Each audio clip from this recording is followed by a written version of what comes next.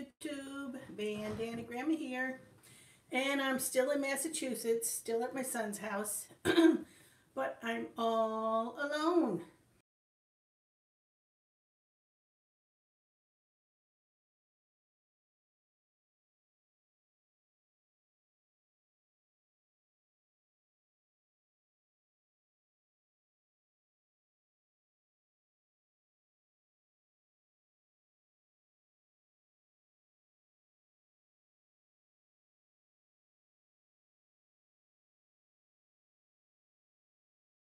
Am I back? I hope you got the same video back. Yeah, I was frozen. I hope I'm back now. There's probably a little delay. I think I got the trick of how to fix it when it freezes. So if I hit the back button on my iPad, it kind of goes back to the beginning and starts over, but it doesn't lose the stream. So hopefully that fixed it. Yeah. Shall we go? You're back. I'm back. Good. Thanks. So I just thought you'd come and keep me company. It's awful quiet here. The kids are all gone. My husband and son are gone. It's a beautiful day here today. It's up in the 60s. Can you believe it? It was so cold, and now it's up in the 60s. So it's beautiful and sunny, and they went to play disc golf. I would love to keep you company. Good, Alicia. So my son went and got me my granddaughter's sewing machine. I had asked before we came out here if I could have access to it. Hello, Tammy. Oh, Tammy. And this morning when he got it, there was no bobbin in it. And his daughter, my granddaughter, is not here right now, so we're not sure where her sewing kit is that might have bobbins and threads and stuff.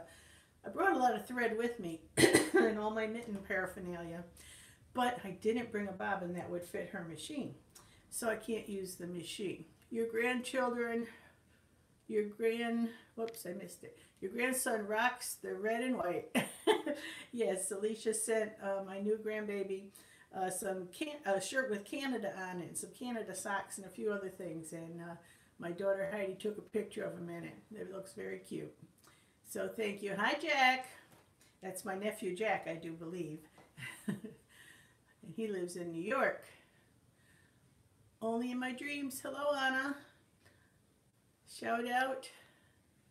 Let's see, Jack. Shout out to your nephew.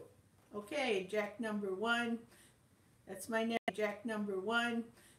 That's my nephew. I could use company too. I am sitting at hospital waiting for hubby who is having an MRI. Okay.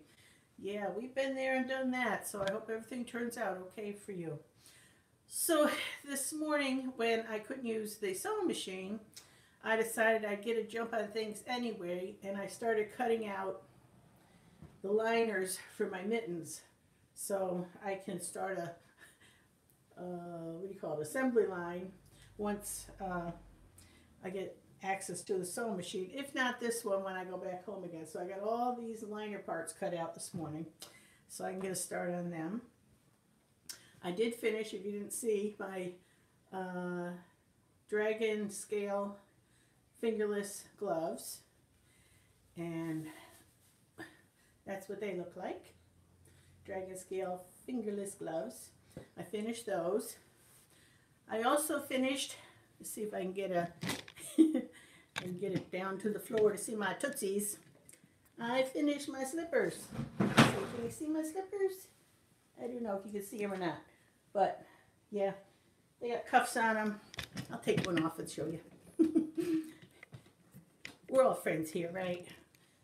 So let me turn this so I'm not so washed out by the window there. Your mittens are very cute. Thank you, Tammy. Oh, there's my niece, McKenna. That's Jack's sister. Hello, McKenna. All right, these are the slippers I made. They got cuffs on them, like that. When it was cold here, my son's kitchen floor is extremely cold, so I made myself a pair of slippers. Love the slippers, says Alicia. Thank you. Yeah. So now that I've got all my liners cut out, hello from Long Island, says Virginia. And my slippers are done. and my dragon scale fingerless gloves are done, I decided to start working on another poncho. And if you saw my long poncho with the hood, I'm going to make another one of those. But I'm not going to use such fancy schmancy hand spun wool. I would like to know the name of the program you use to fast forward through Facebook videos. Oh, let me think a minute. Yeah. Magic something. Magic.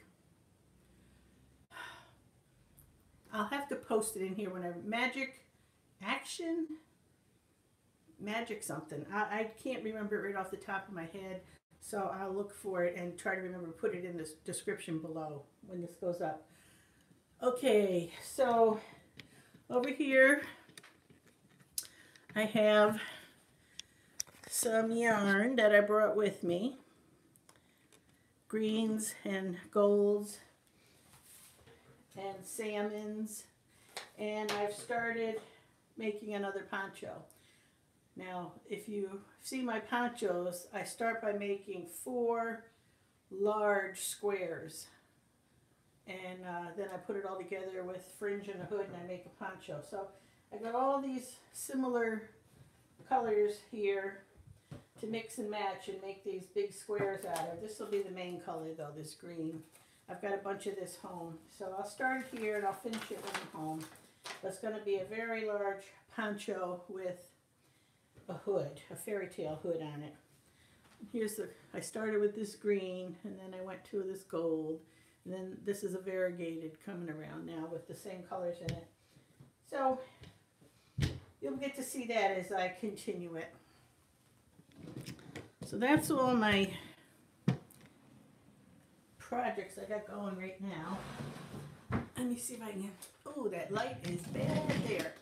All right, I'm gonna have to move the camera so I don't have that light right there. Let's see.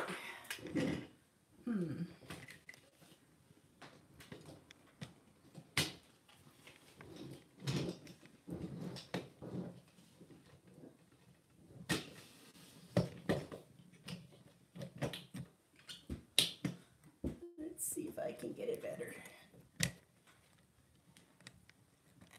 I think that's a little better, isn't it? A little bit. Okay. Now let me see if I can read the... Okay. Hello from Long Island. Nancy wants to know the name of the program. It's a free download, that program, and it does different things for your videos, or while you're watching somebody's video, you can just fast forward ahead. You can always move the cursor at the bottom too and just kind of go ahead. Gramma. Would it be too bold of me to ask if folks would say what state they're watching from? It's interesting to me. No, that's not too bold. Anybody want to say where they're from? Go for it. Nova Scotia, Canada, Alicia. Oregon, Australia, Robin. Okay, much better with the light. Okay, good. Ohio.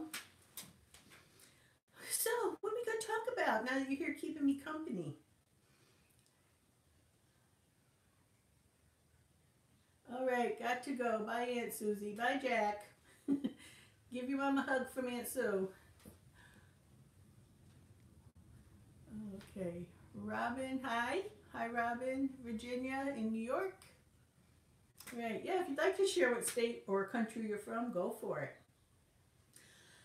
I'm originally from upstate New York. That's where I was born and raised, in a small town up there, a small Indian village. The name, at least, was from a Native American Indian type language. Scatticoke is the name of it.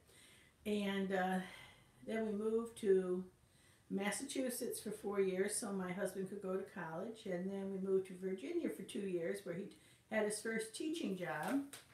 And then we moved here to Maryland, where we have been since 1982. So we've been here a long time. Well, here, I'm not in Maryland now, I'm in Massachusetts visiting my son.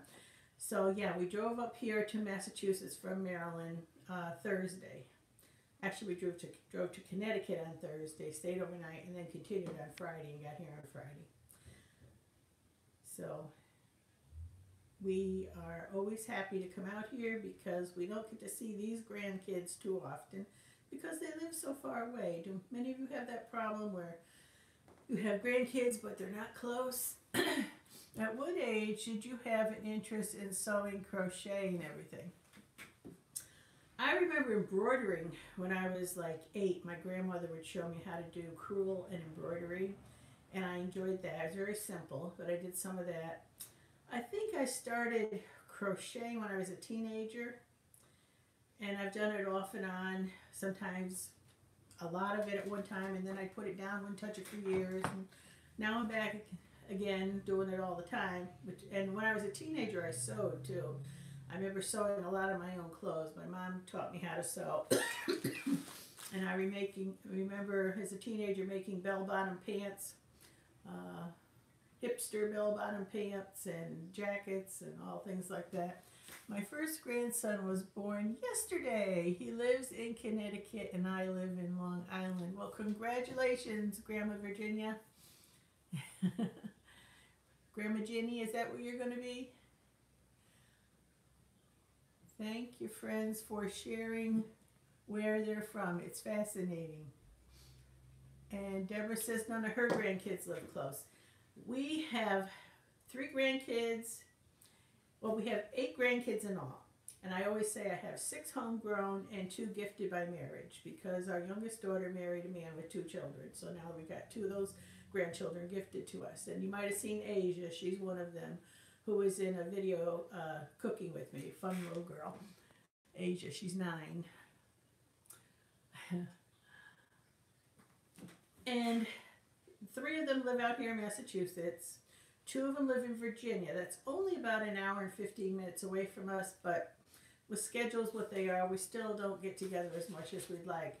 But now my new little grandson, Jeffrey, he is in the same neighborhood. So that's the first grandchild we've had very close. And not only is he close, but now that his mom has gone back to work, our daughter Heidi, I'm the chief babysitter. So we're gonna see a lot of Jeffrey, and Grandpa is delighted. He'll hold him anytime I need him to hold him. He loves holding and playing with little Jeffrey. He's just 2 months old now. And my oldest daughter Mandy is a very doting aunt to Jeffrey, and while we're away, she's taking time off from work and she's watching Jeffrey while we're out here visiting Michael. So Heidi's very fortunate. She's got Grandma and Grandpa in the neighborhood. She's got 4 sisters that are relatively close and a sister-in-law who's also able to help when she's needed. So we're glad that Heidi has all that support with little Jeffrey now that she has to go back to work, and she does not want to go back to work. Yeah, Grandma Virginia.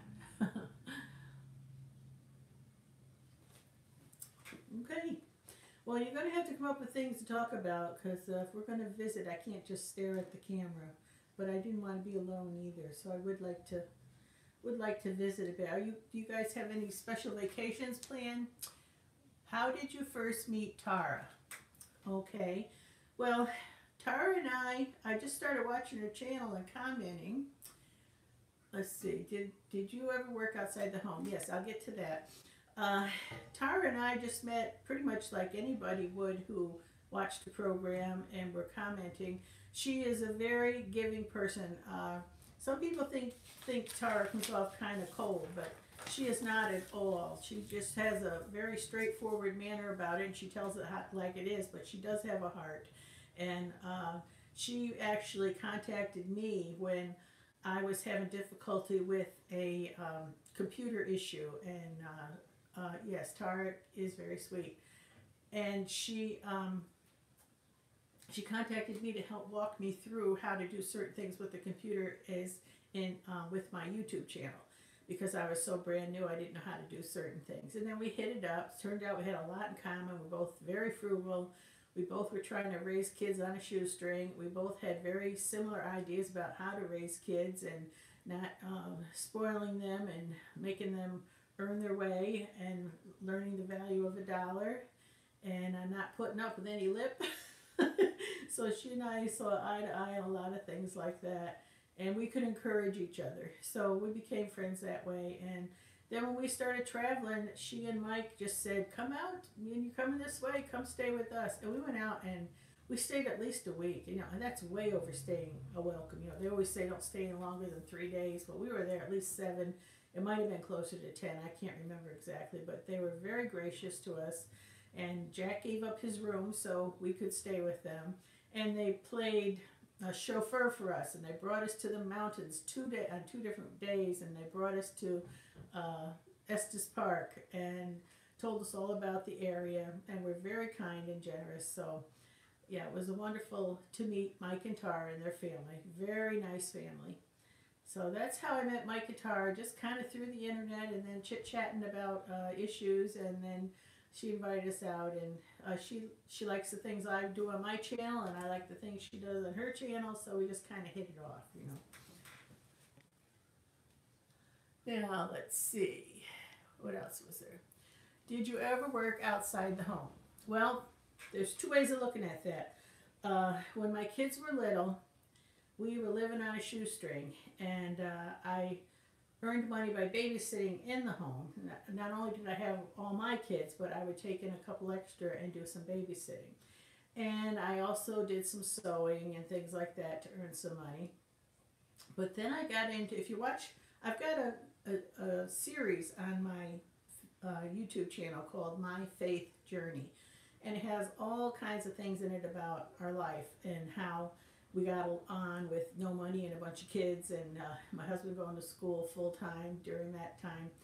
And that tells the whole story. And in that, you'll also see that for a while I was a coupon queen. And my sister Jody turned me on to couponing, and I just ran with it because it wasn't a matter of I needed to save money couponing. It was a matter of that was all the money I had to spend, and I needed to make it stretch. So I wasn't like saving money for something else. It was like I only had X amount of dollars, much less than is practical to feed a family, and we weren't going to take food stamps, so I had to learn to stretch it, and not only by cooking wisely and cooking from scratch and choosing wise foodstuffs to use in your meals, stretching recipes, but also I did do couponing. Now that's something Tara and I differ in. I really went gung-ho with couponing. Tara doesn't care to do couponing. She saves money, you know, with all the different ways she cooks and buys food, and of course I tried to incorporate all that too. So yeah, so I did that for a while, and while I was couponing and we moved to Virginia, I got one day every 6 weeks I would go into Channel 8 in Petersburg, Virginia, and they had me do a little 5-minute talk on couponing and refunding, saving your labels from all your products and sending them in for refund money, and how to stretch all that and snowball it into savings so you can stretch your dollars. And back in the 1980s, I did that in Virginia. And they didn't pay me, but they allowed me to share my booklet I had written on how to do that. And that helped a lot. That helped me. And I also got some speaking engagements where I got like $50 to go speak somewhere. So in that way, I worked outside the home. And then when we moved to Maryland, I went to college part-time, and I took a full load of legal transcription and medical transcription. And I learned the lingo of medical terminology and legal terminology, and I learned how to use the computer.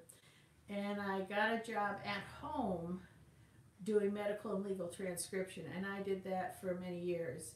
And the last year I did it, when my kids were in school, I took a job at the hospital where they made me the lead transcriptionist, and I would dole out the work between the doctors and the home transcriptionist, and I'd do all the corrections and the troubleshooting and things like that.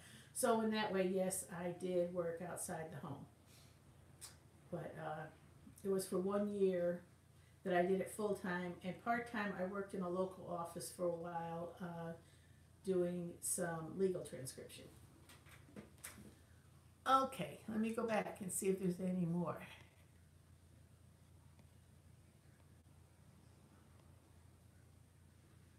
All right.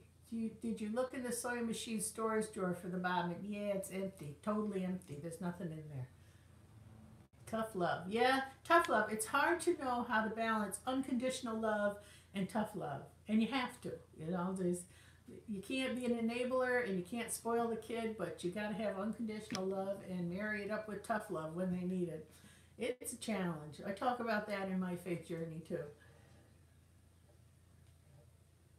If I have a problem, I usually look up a tutorial on YouTube. Yep. So hospitable. That is beautiful. Yes, they are very hospitable. Michelle, I love YouTube. Maybe a little addicted. Oh, yeah, that's easy. uh, Alicia's saying hello. Hello, Noah's Ark. Haven't watched that yet. I love your My Faith Journey videos.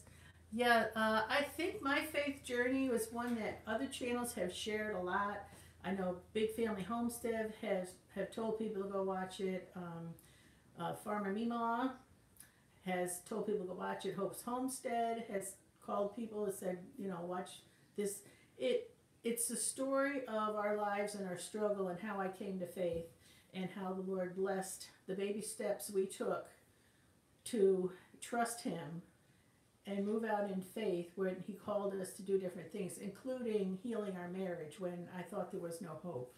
So that's called My Faith Journey. It's an eight-part series, and it's right on, you know, in my Bandana Gramma playlist.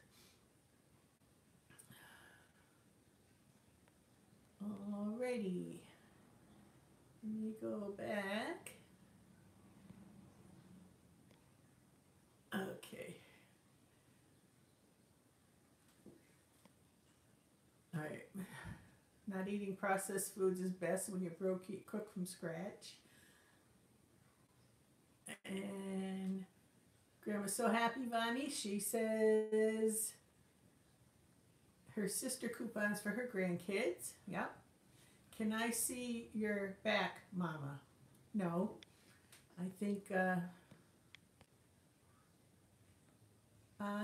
may be a T in here. Not so sure. Rick and I eat better when we're broke. Couldn't afford processed foods. Yep. Michelle Cutler. I'm a YouTube addict too. I have a broken door handle on my car. If I paid someone to do it, it would cost me $200, but do it myself, only $25. Yeah, my husband's not a Mr. Fix-It, but there have been occasions when we've looked on YouTube and he was able to fix a part on the washing machine. It's amazing how some things are much more simple than you think, and if you look it up, you can fix it yourself and save a lot of money instead of calling in a service. Does anyone know if being on here will slow down my uploading a video? Are you using Wi-Fi or are you on a hard drive computer? Hello, Ginger from Pennsylvania. Let's see, Noah's Ark. I don't think so, Michelle. My sister keeps her kids stocked, plus works full-time and goes to college. Wow. Yeah, that's a lot. I've been there, done a whole lot of things at one time trying to survive and help others. My kids thought I was mean. Oh yeah, you'll go through that. That's also addressed in My Faith Journey. Noah's Ark, hello. Love those channels. Marriage has its ups and downs. That's right. You go through seasons and you try and hang in there for the bad parts. If you can. Do you make breads? Not often. I'd like to do it more often.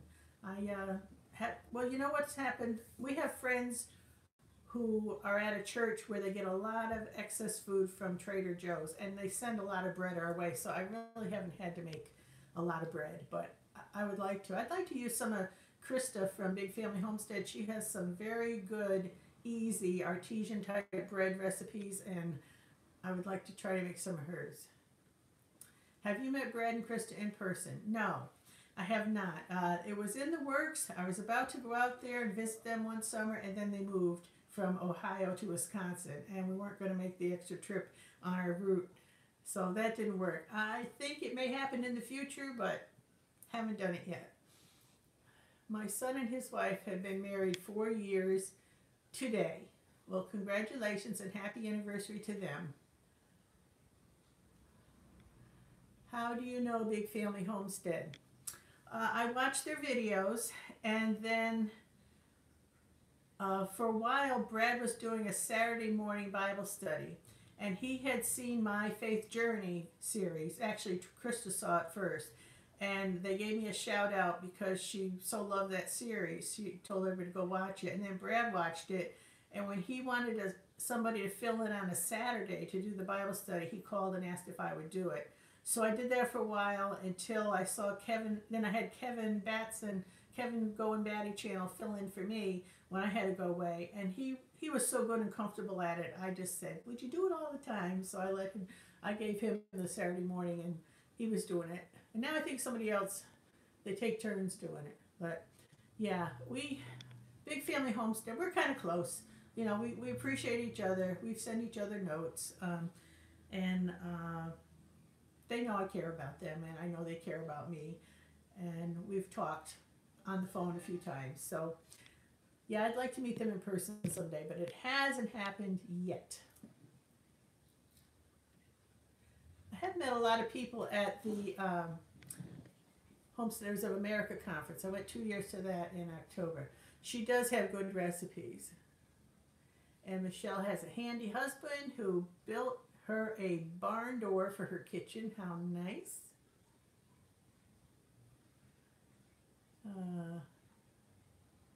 Let's see. I'm missing it. Skipping ahead here. Loved your dragon gloves. Thank you, Shania. Let's see. You might want to stop taking that bread from the church. You'll be surprised what's in it. Found out they put chalk in bread. Trader Joe does? I thought Trader Joe was pretty good on additives and things like that. Big Family Homestead is how I found the homesteading community. Yeah, he originally had a channel with all different homesteaders on it. That fell by the wayside, but now we're all kind of doing our own thing and staying in touch as we can. Do you sew all your kids' clothes? Just wondering, our kids are about the same age and fabric was so cheap back then. I know I learned to sew almost all their stuff, even jeans. Miss those days. I sewed, when my son Michael was young, I sewed almost all his clothes he went to kindergarten in. And I sewed some of Jeremy's. And then I did a lot of thrift shopping. And, you know, you get so busy. I decided it was cheaper to go thrift shopping and of course hand-me-downs and things like that. So I didn't sew after that a whole lot of their clothes. Occasionally I would, but no, I didn't sew a lot after Michael. Okay. I started watching Big Family Homestead years ago after I bought a bread machine. I noticed the devotionals and so started watching, and through them started watching Go and Batty, and now it's snowballed after that. Yep. Big Family Homestead is awesome. They say the chalk makes the bread fluffier and lighter, but it is not good for you. I don't know anything about that being in the bread, so I can't comment on it. It's more expensive to make clothes nowadays. Instead of buying them, a yard of good fabric runs $13 to $16 a yard. Yeah, that could be. I rarely pay that kind of money. When we next, let's see, the weekend of the 16th, February 16th, after Valentine's Day, we're going up to Lancaster, Pennsylvania, and that's where my favorite outlet is, Fabric Outlet. So I am going to be going there. I need to make some curtains for my long windows in the front room, some insulating curtains, because the draft coming through those windows is fierce. And so we're going to go there and see if I can find a good buy on that type of fabric and make some long drapes or something to cover those windows. But we're also going to go to flea markets and farmers markets and craft shows and outlets up there. So there's a lot of good things that we'd like to go see up there. So we're going to have to make a whirlwind of it because we're only going to be there overnight, one night. Because I'm babysitting.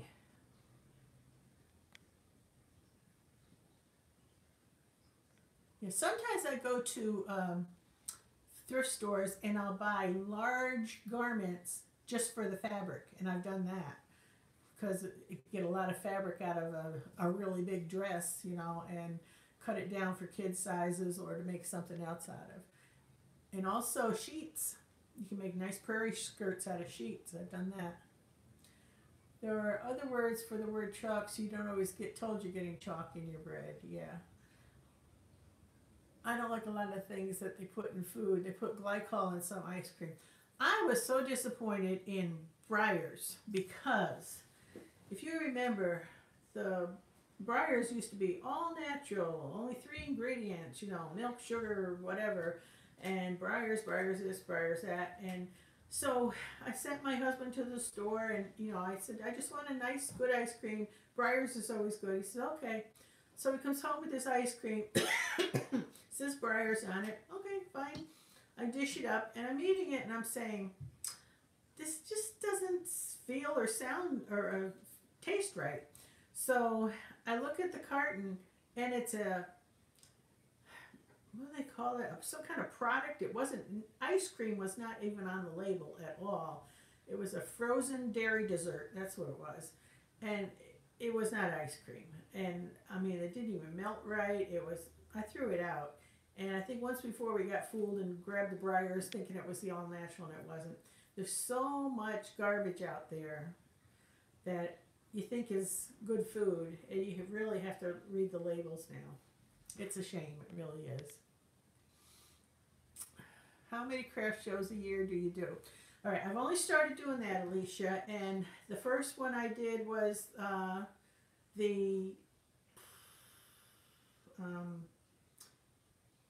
I just mentioned it, the big Homesteader one, Homesteaders of America Conference, which is every October. I went to the first one 2 years ago, but I wasn't a vendor then. And then last year I was a vendor, and I totally sold out of all my mittens and everything. So I'm going to do it again this year. And I got a couple of small shows coming up. I don't do a lot because it takes so long for me to get my inventory up that, you know, I can't do them every weekend or anything. I have to make the stuff, and homemade stuff takes a while. So I'll do some, you know, if I do them 4 times a year, that's something. Hopefully I'll be able to improve that, because I want to go into soaps, and I wanted to go into salves and different salves and creams made from things in my garden, like herbs and calendula and things like that. So once I get those things rolling, comfrey, I want to make some salves with comfrey. You just have to be really careful about what you put on the label, because you can't make any claims that it's healing, even if you believe it is, and even if studies have shown that it does heal. You can only put, it's like a comfrey cream. You might be able to put a little blurb there that this folklore says this and that, but you can't make any claims about it. Yes, I cook from scratch most of the time.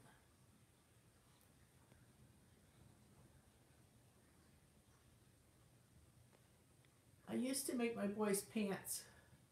Well, now, while they were growing up. Yep, that's. I remember for my son going to kindergarten, I made him overalls. I made him blue overalls with a lion, an applique lion here, and I made the lion out of a print that was in a shirt I made him. I also made him some blue and white conductor pant overalls, like a train captain would wear, a train engineer would wear, and then I made him an engineer's hat with the blue and white stripe too. And yeah, it was really cute. That was way back in the 70s, because I'm old.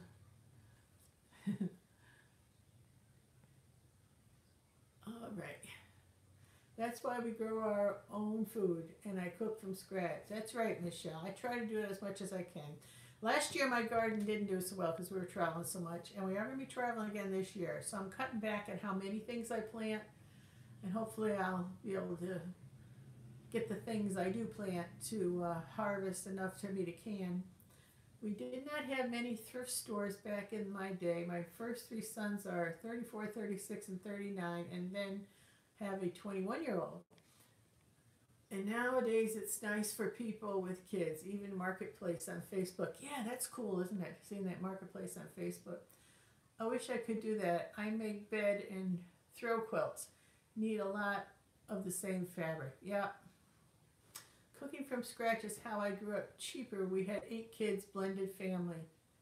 Yeah, you have to. And you figure out ways to save every little thing. Like if you're having a meal at night and you had corn as a side dish and there's like 3 tablespoons of corn left, well, I had freezer bags and I would take that leftover corn no matter excuse me, how little it was, and I would throw it in the freezer bag, zippy bag, and I just keep freezing it in layers every night something, and within a couple of weeks you'd have a big batch and you could make soup. And that would all have been thrown out. You'd say, oh, it's only 2 tablespoons or whatever. And then the bones, I'd save the bones, put them in a freezer bag, save the broth, and you can make really good soups. All right, I just got notice I've only got 10% battery left, so this isn't going to be much longer.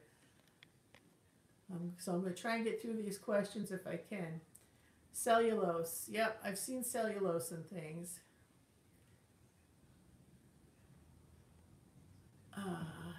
Sheets make amazing fabric for blankets. Oh, okay.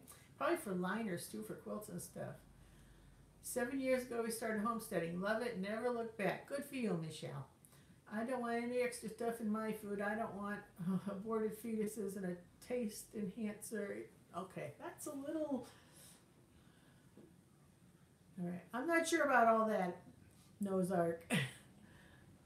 Our thrift store only sells kids' sheets. Don't know why they won't sell other types of sheets.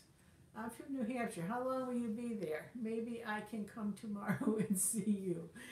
Yeah, we're going to be traveling. I enjoy sewing simple projects. My kids' bedding, bibs, stuffed pillows, Christmas stockings, etc. Caitlin enjoys sewing on my machine, which is nice. Yes, it's a lovely thing for a mother to teach daughter sewing. My mother saved food the same way. When it was full of veggies and meat, she made shepherd's pie. Yep, there you go. Have a good day, and hopefully I will see you later, says Shania. Nice visiting with you. Right. Okay, well, thanks so much for coming by before this runs out with my 10% battery. My battery's been wearing down really quick. Maybe I should... Isn't there something that says if your Bluetooth thing is hit, maybe that's why, because it tries to connect all the... Maybe that's it. Maybe I got to check and see why it's the battery's going dead so quick. Okay, have a great day. Have a great day.